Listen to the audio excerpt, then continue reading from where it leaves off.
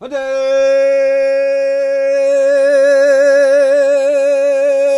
Ade! Bekle de söyle! Bekle de söyle! Agora peboi! Agora peboi! Rabata da dote! Rabata da dote! Bom, oi, eu estou aqui em Curitiba. Veja só que maravilha a nossa tecnologia. Eu estou aqui a 5.000 quilômetros de distância e nós estamos podendo conversar. Pena que eu não estou podendo ver vocês, mas vocês estão me vendo. E eu vou tentar falar tudo o que eu puder para esclarecer, para a gente chegar a conhecer quem foram esses homens maravilhosos que fizeram tantos desenhos nessas rochas, dessas serras aqui do nosso sudeste do Piauí. Como esses homens que pintaram essas pinturas, esses desenhos que vocês estão vendo em rocha, quem eram esses homens? Que homens são esses? Bom, eu sempre fui, desde o começo que nós encontramos essas pinturas, sempre fui assessora de antropologia para os trabalhos de arqueologia que foram se desenvolvendo aí. Agora, o que é antropologia? Porque antropologia é uma coisa assim meio... Não é muita gente que entende. A antropologia é uma coisa que tem muitas faces. A minha antropologia que eu estou utilizando e que é bem eficaz para compreendermos esses antiquíssimos homens que pintaram é a antropologia emocional. Quer dizer, as emoções que orientam a mão do artista, daqueles que fizeram essas pinturas. Esses índios que fizeram pintura, eu chamo de índio. Por quê que eu chamo de índio? Porque, na verdade, eles, há 12.000 anos, essas pinturas já estavam ali. Um pedaço dessa rocha caiu e o sítio, lá no solo, onde a rocha pintada caiu, foi datado com segurança 12.000 anos. Mas aí vocês devem saber, porque a orientação da doutora Niede Guidon, a diretora da fundação do Museu do Homem Americano, já deve ter dito que datações muito corretas, muito precisas, já atestam que esse povo, que tinha povoado esta zona que agora vocês estão olhando em volta de vocês, é um semiárido, já era habitado muito habitado, e era uma floresta tropical. Então, esse é o ponto em que eu vou explorar, eu vou assentar a minha fala toda nesta destruição que aconteceu em 500 anos. 500 anos de penetração da nossa sociedade acabou com toda essa floresta tropical que estava nestas serras e muitas pinturas em todas essas rochas. Por que era uma floresta tropical? Bom, vocês que estão aí, vocês devem ter visto que a doutora Niede Guidon me disse, eu estou sempre a par, tudo que acontece aí, que foram desencavados, foram escavados 2 troncos que por acaso se mantiveram e de 20 metros de altura, árvores de uma vegetação muito exuberante, senão essas árvores não poderiam estar aí. Bom, em todo caso, o que é certo é que toda essa vertente atlântica das Américas foi uma região, como é que a gente pode dizer, toda essa vertente, toda essa parte atlântica das Américas foi povoado por pessoas, por homens sapiens, quer dizer, como nós, que nunca construíram cidades, torres e pirâmides, como aconteceu com o México e como toda aquela ala do Pacífico das Américas.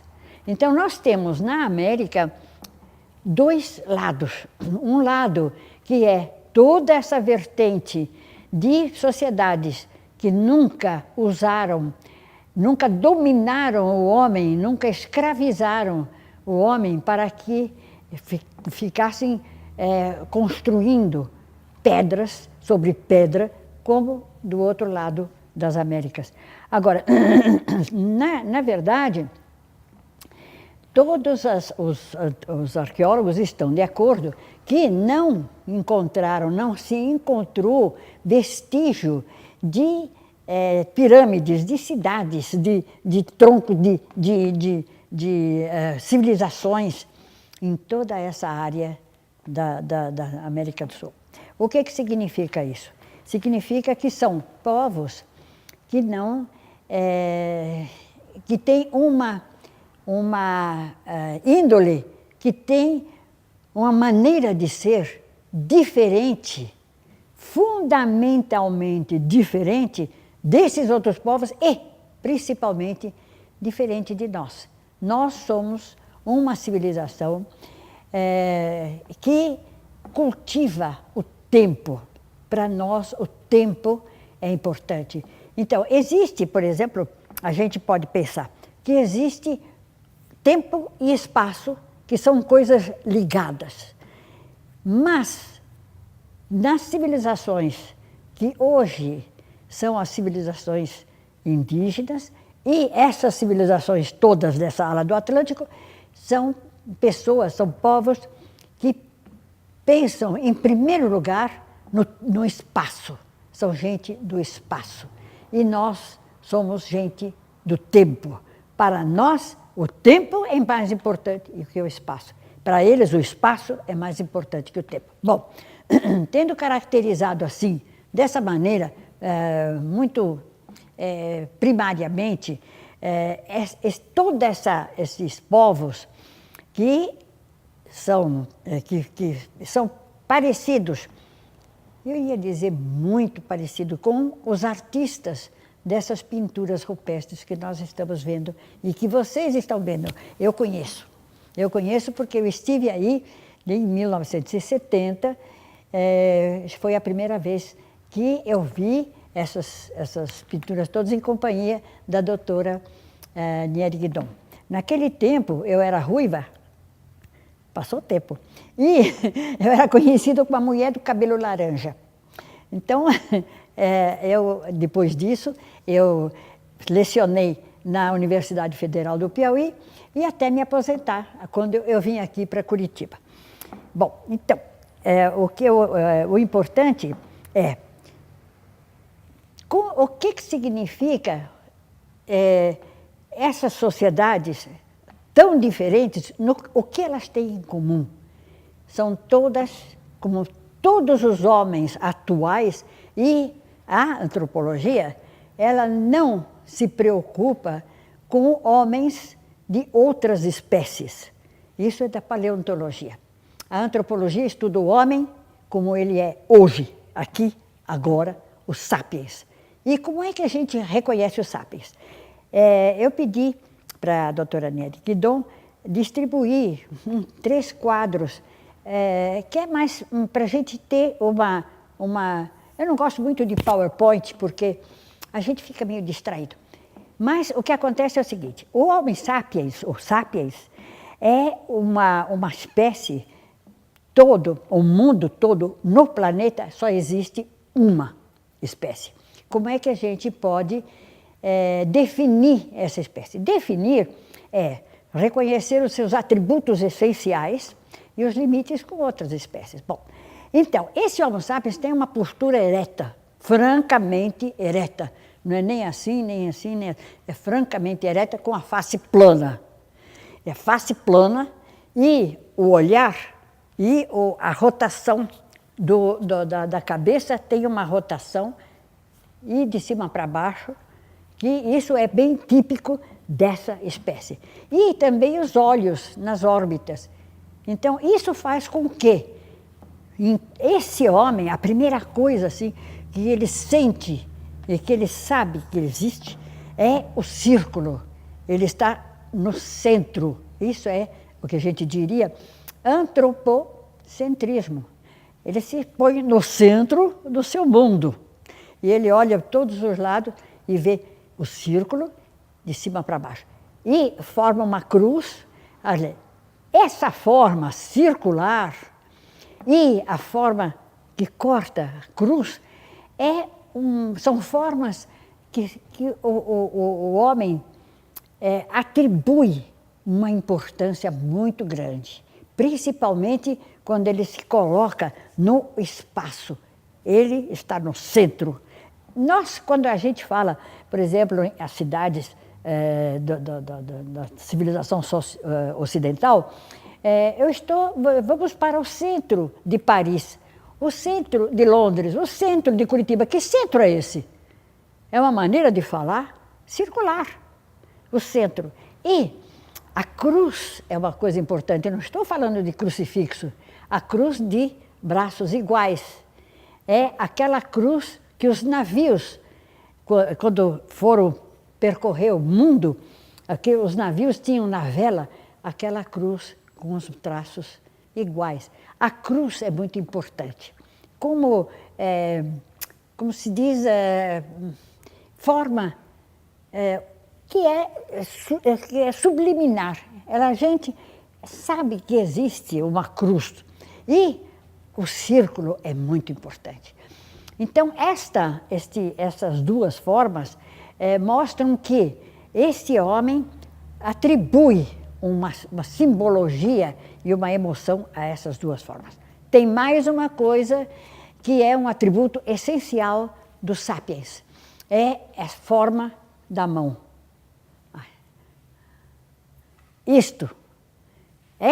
Esta possibilidade, este gesto, não tem outra espécie.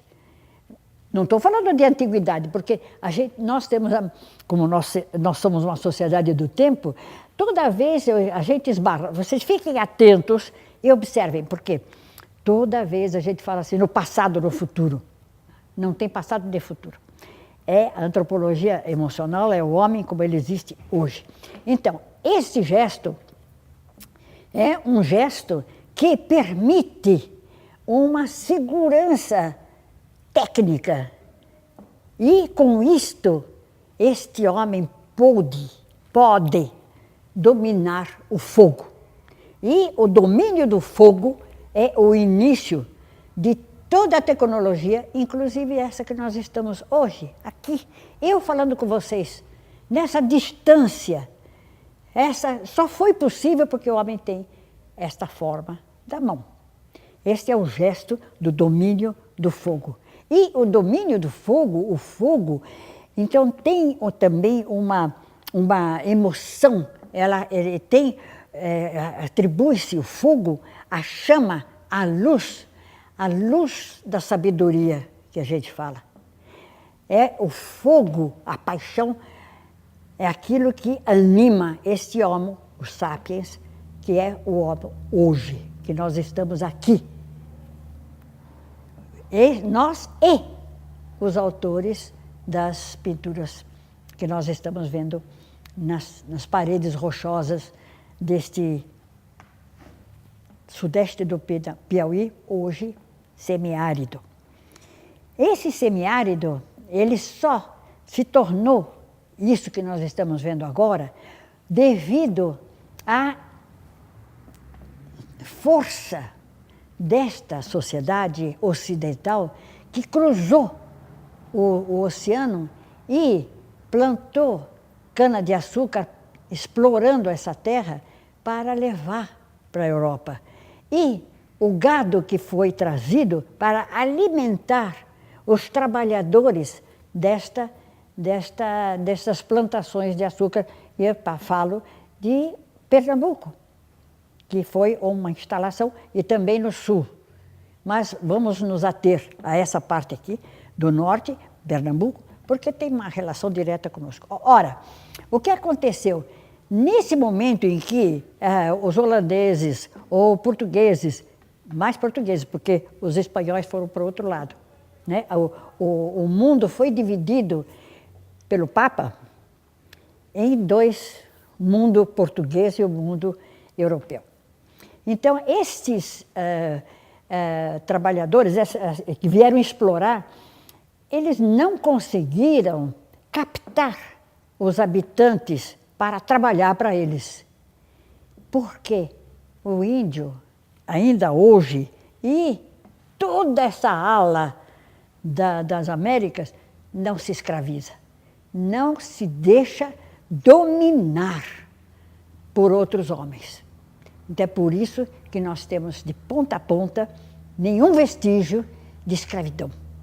São índios que a gente, bom, como eu conheço esses vários povos diferentes, línguas diferentes, e são meus objetos de estudo, eu gosto deles, eu os admiro, eu os compreendo. Então, eu sou um pouco...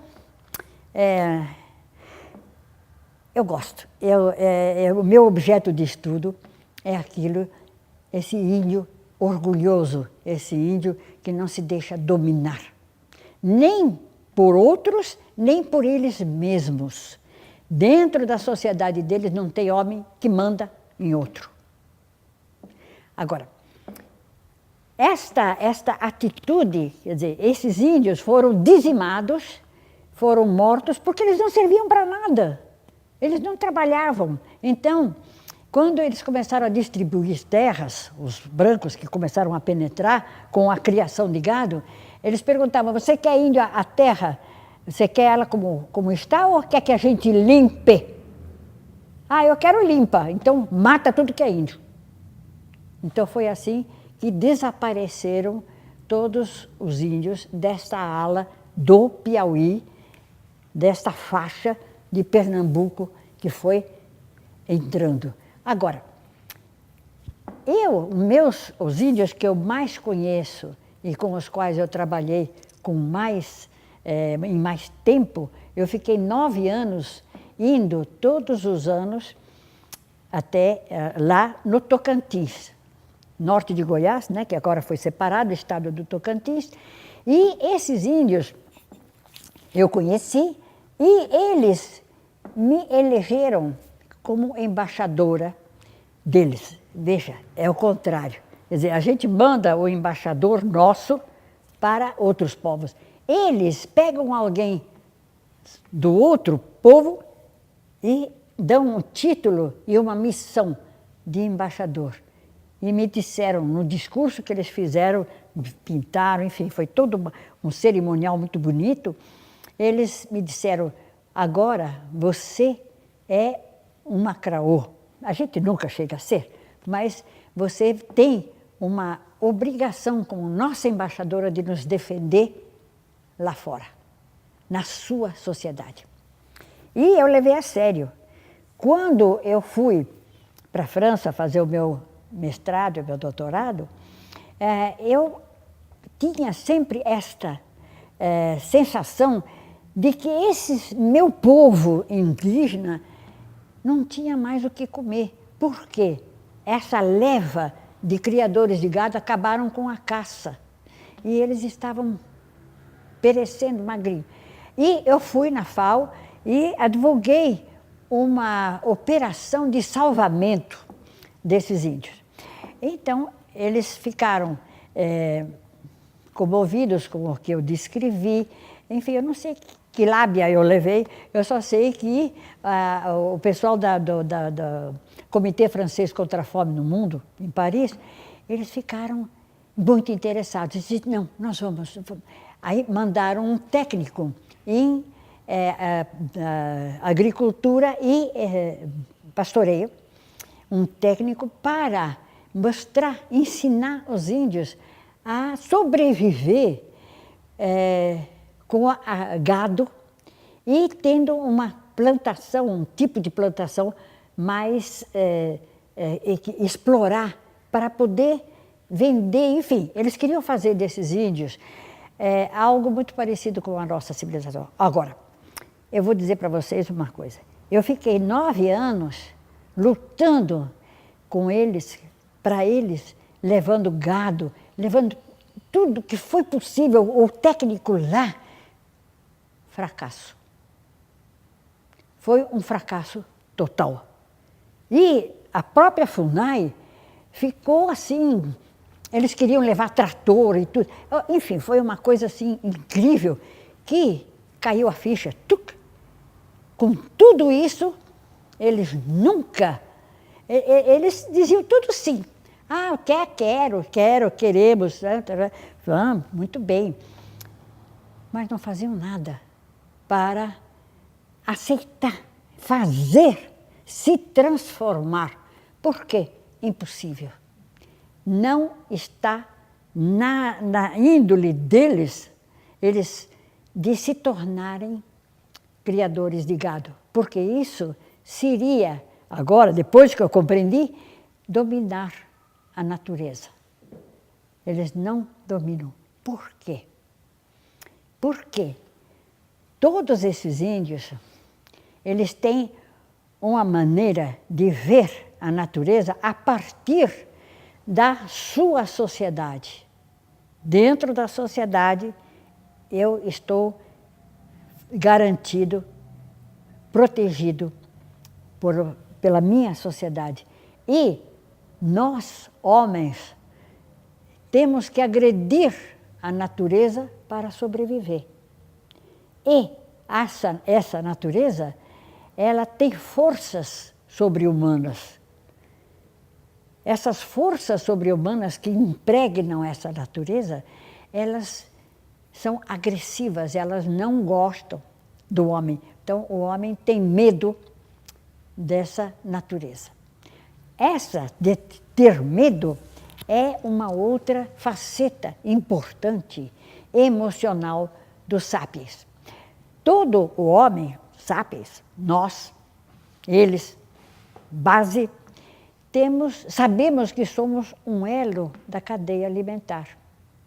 Então, nós temos medo, um medo intrínseco, não é medo, ai que medo assim, não. É uma sensação de precisar de proteção, porque nós somos um elo da cadeia alimentar. Eu não sei, quem tem criança que assiste desenho animado, tem a galinha pintadinha e o pintinho tem medo do gavião. Quer dizer, quando a gente é pesquisador, cada coisa que a gente vê tem um sentido. O pintinho tem medo de gavião. Isso aí era uma musiquinha para criança. E esse medo do gavião é sinal de que existe uma atitude temerosa do homem. O homem tem medo. E, tendo medo, ele sente a necessidade de uma busca de proteção. Nós, da civilização ocidental, temos uma ideia, buscamos a proteção no transcendental. Para nós, Deus é o grande protetor, é o todo-poderoso. Ele tem poder de proteção, desde que haja obediência. Isso é o que eu vou falar agora. E é interessante porque, vejam bem, eu estou pondo a sociedade ocidental e as sociedades indígenas desta ala num mesmo plano de perspectiva do pesquisador, eu e vocês. Vamos iniciar esta atitude de pesquisador. Ora, nós sabemos, são coisas implícitas, não é religião. Nós sabemos que na nossa mentalidade existe não precisa acreditar ou não, sabemos que existe um paraíso. A gente está sempre no nosso discurso. Esse paraíso foi o lugar para onde Deus, Criador, Todo-Poderoso, onissapiente e ciente, ele criou o homem do barro, soprou, lhe deu vida e levou para um jardim especialmente construído para ele.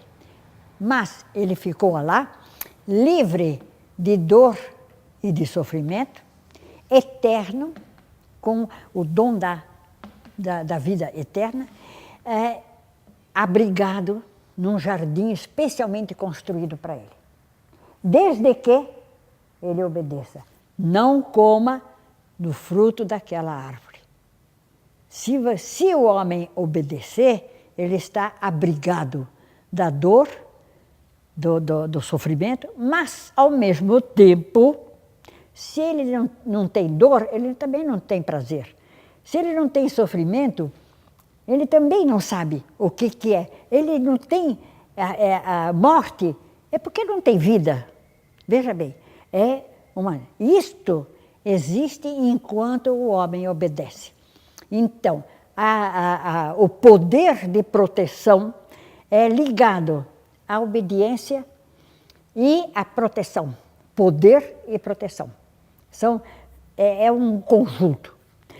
Isso acontece entre índios? Sim. Lá, quando eu estava lá no Xcraú, ficou bem claro que naquele tempo eu não tinha feito esse estudo da nossa Gênesis, né? Porque depois nós começamos a estudar o Gênesis como um corpus de mitos de origem da nossa sociedade. Eu estudei os mitos de origem dos índios. O que acontece? Esse elo da cadeia alimentar, o índio é bem consciente, ele sabe. Como todo sapiens sabe. E, para eles, a proteção está, vejam bem, no círculo da aldeia. Círculo mesmo, bem desenhado no chão. Aquele círculo onde o homem, lá dentro, ele está abrigado pela sua sociedade, a qual tem regras e normas que devem ser obedecidas. Se não obedecer, ele está exposto aos perigos da natureza. E o que é interessante é que essas regras e normas, e estudando os mitos deles, o canto, o mundo para eles não entra pelos olhos, entra pelos ouvidos. E o canto é a coisa mais importante, que dá a sensação de eles existirem dentro de uma sociedade que canta.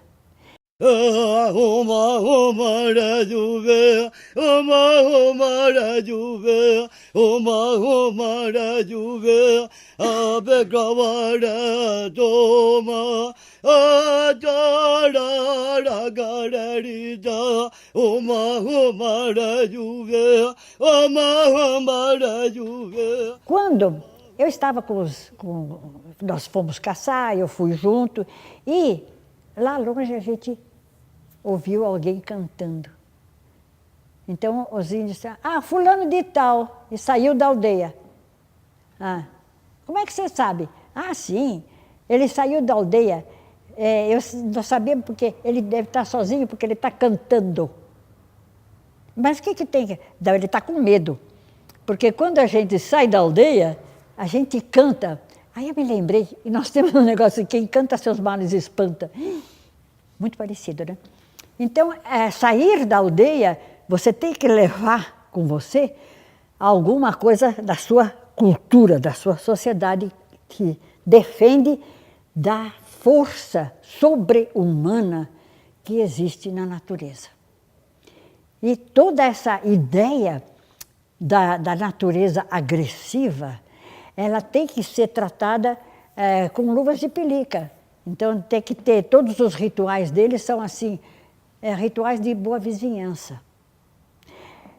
E eu fiquei sabendo, então, que eles a gente costuma dizer assim, o índio, ele é como um animal, ele anda nu, que nem os homens nus no paraíso, né? No paraíso eles estavam nus e não sabiam que estavam nus. Então, a gente pensa, bom, esses índios, eles estão num estado de natureza, eles se dão bem com a... Não, ao contrário, eles temem a natureza. Por isso é que eles se mantêm fechados naquele círculo e, como eles têm medo de atacar a natureza, eles reduzem a natalidade. Se você tem um filho, você ataca a natureza X. Se tem 2 filhos, 2x.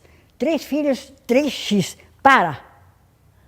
Porque o que acontece é que você ataca a natureza e a natureza vai revidar, atacar. Então, para que o homem viva em sociedade e bem protegido, ele precisa ser consciente da sua fragilidade perante as forças sobre-humanas da natureza. Agora, nós, quando falamos da natureza, das forças da natureza, a gente não fala sobre-humana, a gente fala em sobrenatural. Aí uma grande diferença. E quem nos protege do sobrenatural é Deus, nosso Deus Todo-Poderoso. E se você pega o Gênesis, Deus protege o homem no paraíso, desde que ele obedeça. Desobedeceu? Fora. E vestiu o homem com peles. Por isso, a agressividade. Quer dizer, ele botou o homem fora do paraíso e falou para a mulher, que foi a grande desobediente, que foi ela que deu, que tinha, depois eu explico por quê.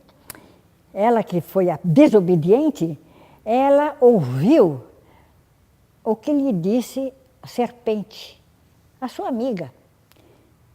E a serpente não mentiu, pode comer o fruto, pois a serpente comia e não morria. Não, vocês não vão morrer, não.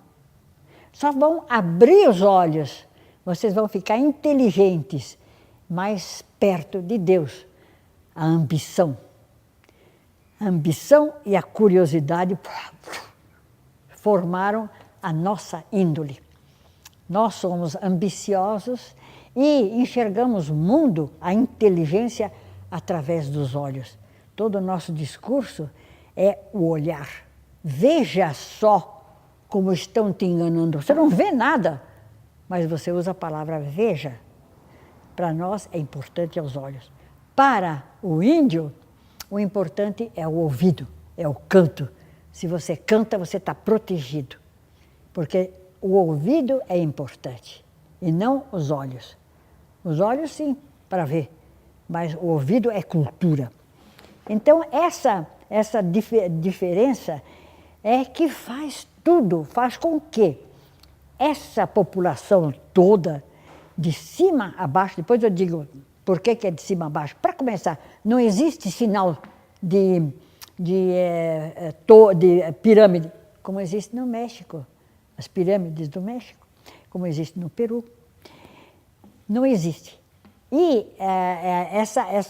toda essa parte tem de semelhante esta atitude de ter o espaço como a coisa mais importante e o círculo onde ele se abriga, que é importante, de cima e embaixo. E dentro da aldeia, o que nunca existe violência. Não pode existir violência dentro da aldeia. E, vejam só, eu só vou citar 2 exemplos para vocês verem como é verdade essa ideia de que este sapiens, que é centrado naquela capacidade dos 5 sentidos, né? O 6º sentido é a sua noção de espaço, de estar no espaço. Nos esquimó, vejam bem, que também não tem pirâmide, os esquimó tem um etnólogo que fez um trabalho que diz, um trabalho americano, never in anger, nunca zangado. Não pode, ele não pode, o homem dentro da sua aldeia, ele nunca pode estar zangado, violento. E o Craú, Deus me livre, ele não pode estar não pode ser violento, nem com palavra, nem com gesto, para os seus vizinhos, seus semelhantes. É uma assim, quase que obsessivo. E isso, eu notei, eu estava lá, e um índio foi acender o cigarro, falou assim, Tocoi, que era meu nome, Tocoi, você tem fósforo aí? Eu falei, tenho, tá aqui, ó. Estava assim numa distância curtinha. Tenho, pega, como a gente faz entre nós, né? Pega, e joguei o fósforo. O fósforo, a caixa de fósforo bateu no peito dele e caiu no chão. Ele não se mexeu para pegar a caixa de fósforo. Depois que caiu no chão, ele se abaixou e pegou.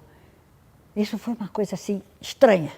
Aí eu perguntei para o meu informante, que era mais que... Eu disse, por que ele não pegou a caixa de fósforo? Aí ele ficou assim meio desenchabido e falou assim, sabe, nós aqui, a gente nunca joga coisa um para o outro. Por quê? Por quê? Porque não se joga. Jogar é como se fosse uma flecha. Quer dizer, este movimento, o movimento de você jogar uma coisa é agressivo, é violência. É tão violento quanto você tivesse flechado ele. Que a flecha é aquilo que é jogado para matar. Dentro da aldeia, ninguém joga uma coisa para o outro. Vocês vejam só como a coisa vai fundo. E outra coisa que eu fiquei sabendo agora na televisão, porque quando eu assisto televisão, eu assisto com as orelhas assim, né? Aquele Jamie, que é um cozinheiro que tem um programa de televisão, ele sempre ia de um lugar para o outro, né? Para outras sociedades. Ele foi para os índios Navajo, dos americanos, ele é inglês. E ele falou que os índios Navajo não comiam pizza porque era redonda. Veja a importância do círculo, é sagrado. Eles não comem comida redonda. A importância do círculo. Né? Veja, isso tudo o que é? É a antropologia das emoções.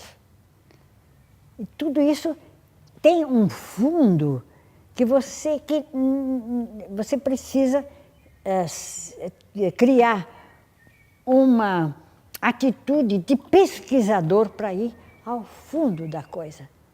Não é assim, porque certamente eles tinham, não sei porque ele não explicou, eles não comiam porque era redondo e deviam ter uma justificativa. A justificativa é sociológica, mas o porquê é antropológico. A diferença entre a sociologia é o fato social. A antropologia vai por trás do fato social para ir ao âmago da estrutura cultural, daquilo que está dentro, regras e normas a serem obedecidas. E daí, parênteses, só para situar bem, na nossa sociedade, Deus Todo-Poderoso é religioso e tal, mas ao reflexo desta construção na nossa sociedade é o Estado. O Estado, ele é protetor. E o jurídico é a elaboração de regras e normas que devem ser obedecidas. Porque se você não obedecer, você é excluído da sociedade, cadeia. Ou pena de morte, seja lá. Mas veja só como a gente, o antropólogo treinado, eu só gostaria que vocês fossem um pouquinho treinados também para enxergar essa coisa, dessa proteção que exige obediência. Se você não obedecer às regras e normas da nossa sociedade, você vai para a cadeia. Você é excluído. Ir para a cadeia é uma exclusão. E o homem é um animal social, biologicamente programado para ser social. Se você, na cadeia, até hoje, vocês conhecem bem aquele castigo de preso na cadeia, a solitária. Né? O sujeito é 4 ou 5 dias, uma semana na solitária.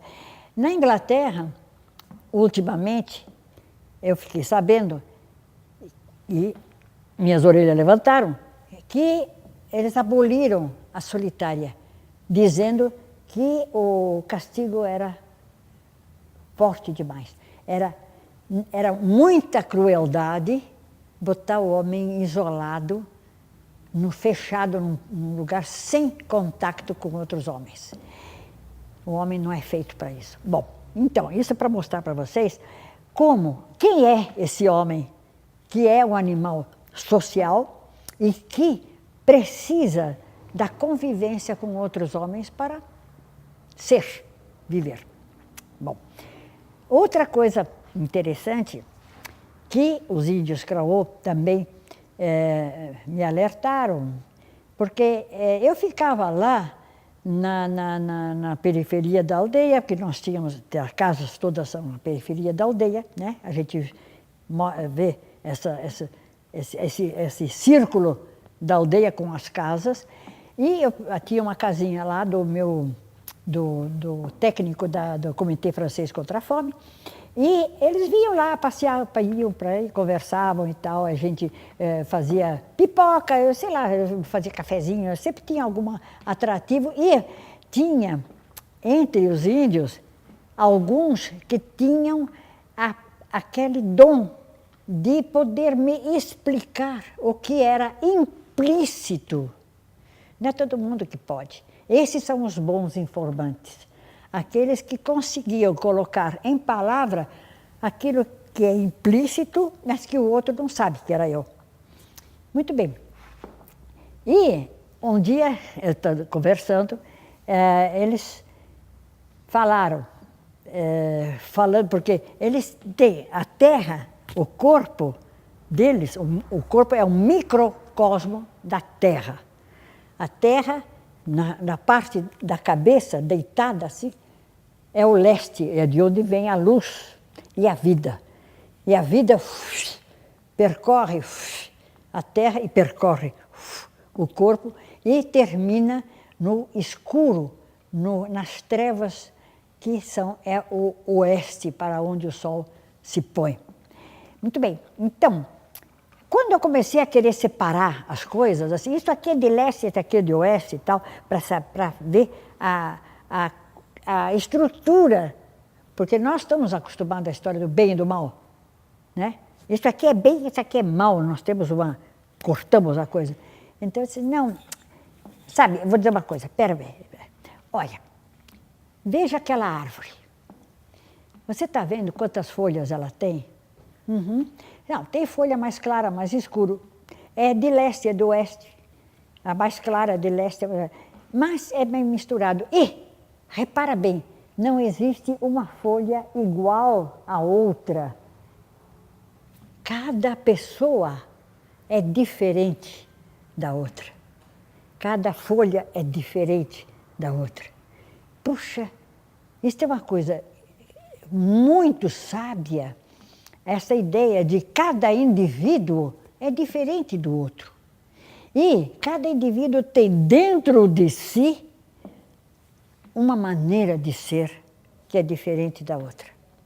E aquilo que ele é, às vezes ele não consegue explicar o que ele sente, mas ele tem a necessidade de explicar, porque ele é um homem social. Este isolamento do indivíduo, ele é como ele é, sozinho, é interior, o indivíduo é um. Ele tem a necessidade de se comunicar com os outros. E esta maneira, essa capacidade de se comunicar, esse esforço, essa tensão que o índio tem, o homem tem, né? O indivíduo, de querer se comunicar, é que faz dele o artista. Ele encontra palavras para atingir o seu público. Então, essa foi uma coisa também que eles me ensinaram e que foi muito útil para eu compreender quem é o indivíduo na nossa sociedade também. Então, a minha compreensão da nossa sociedade, quem sou eu, quem é você, quem somos nós, foi necessário uma comparação. E isso a antropologia a metodologia da antropologia é comparação. A gente observa e compara. Então, o índio, o Craô, tem essa sabedoria infinita. E cada vez mais eu fiquei impressionada com a imensa sabedoria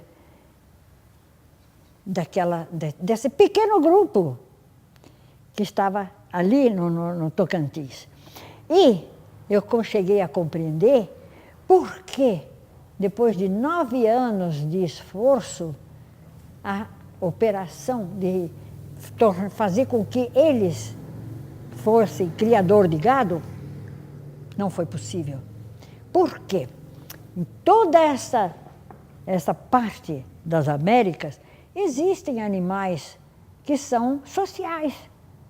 Existem animais que poderiam ter sido domesticados, teriam dominados, mas esse povo, esse tipo de sociedade não ousa, não domina, não pode se apoderar da natureza para torná-la, para dominá-la, porque a natureza se rebela, ela não aceita a dominação do homem. É por isso que esses índios não têm escravos, não têm trabalhadores de pedra e não têm nenhuma, como se diz, organização econômica de dominação do outro. Então, essa compreensão do índio é aquela que eu gostaria de trazer aqui para vocês, para ter uma ideia de quem foram esses homens que estavam aqui e que fizeram essa pintura.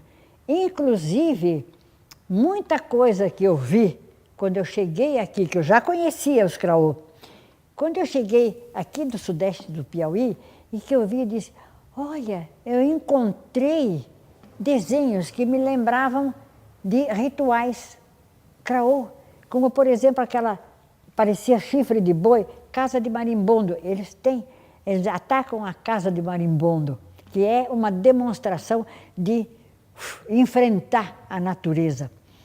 É um ritual.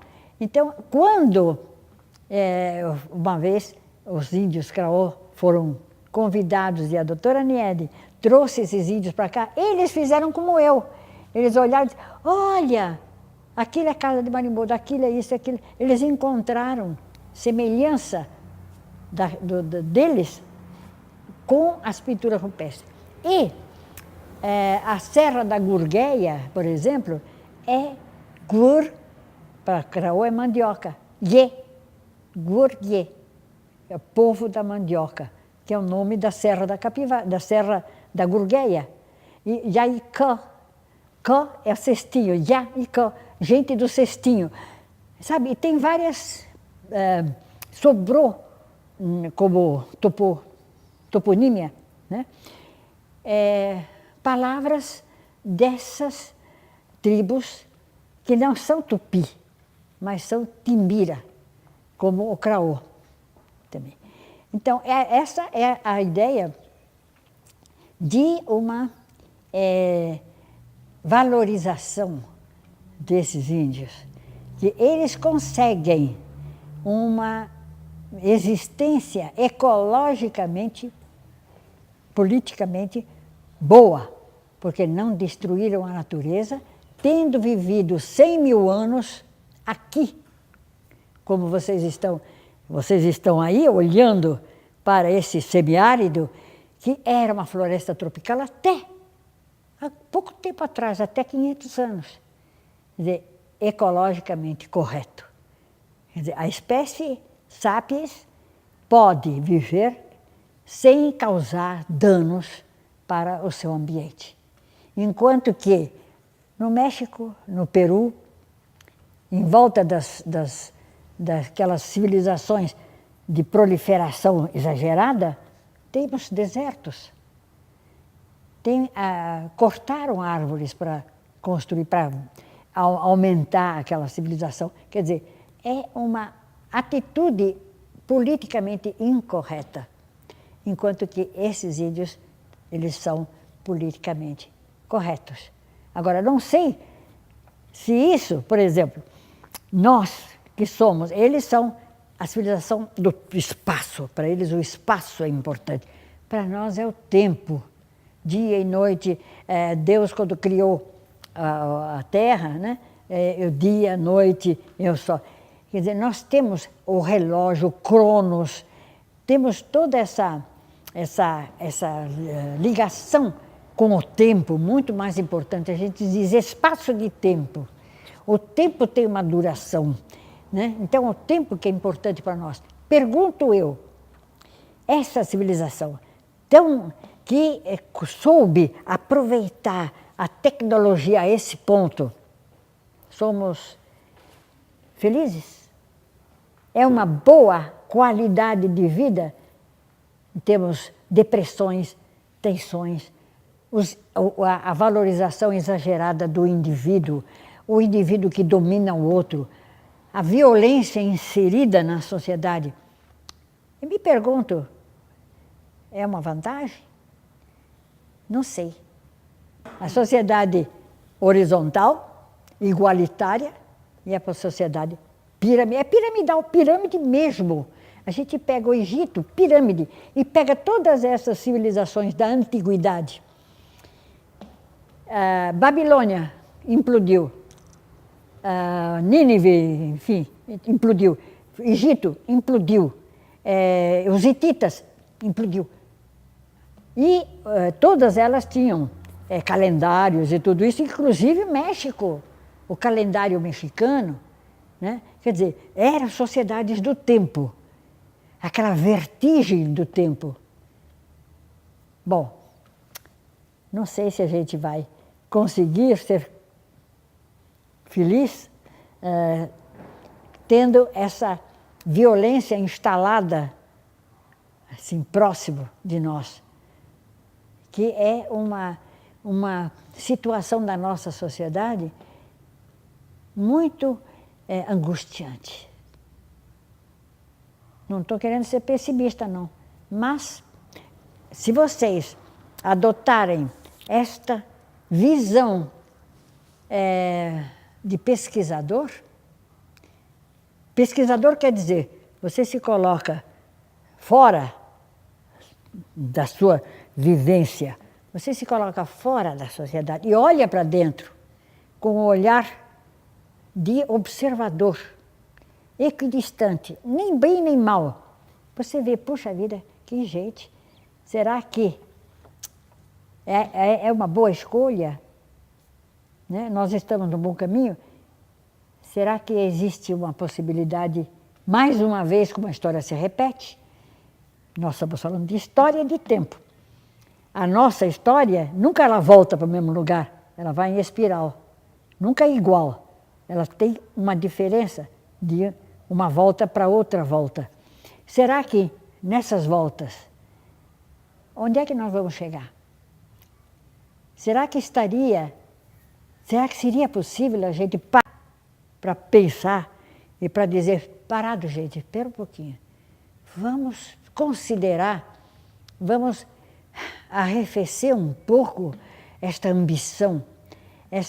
Inclusive, é uma ambição, vejam só, nós queremos tomar o lugar de Deus com essa história de clonagem, né? Fabricar seres. Não sei se é uma coisa boa, mas enfim, o que fazer? Agora, eu já coloquei essas ideias para a gente pensar e considerar esses índios de hoje, que são muito semelhantes àqueles que viviam sem perturbar o planeta, né?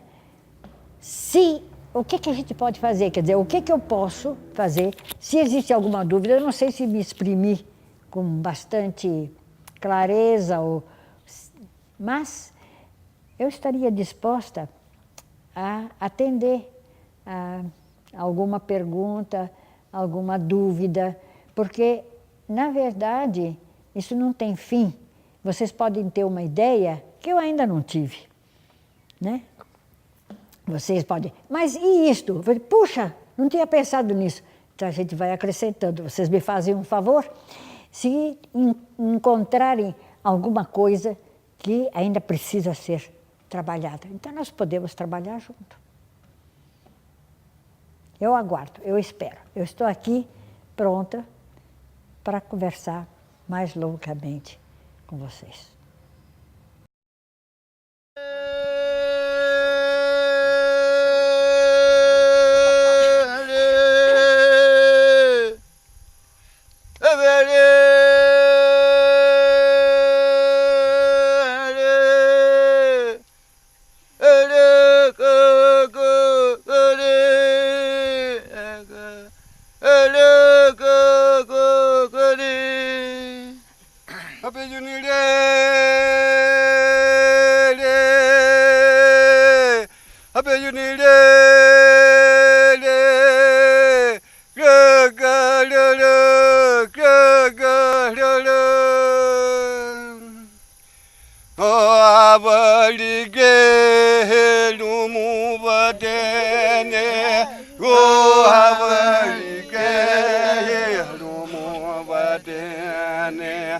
Oh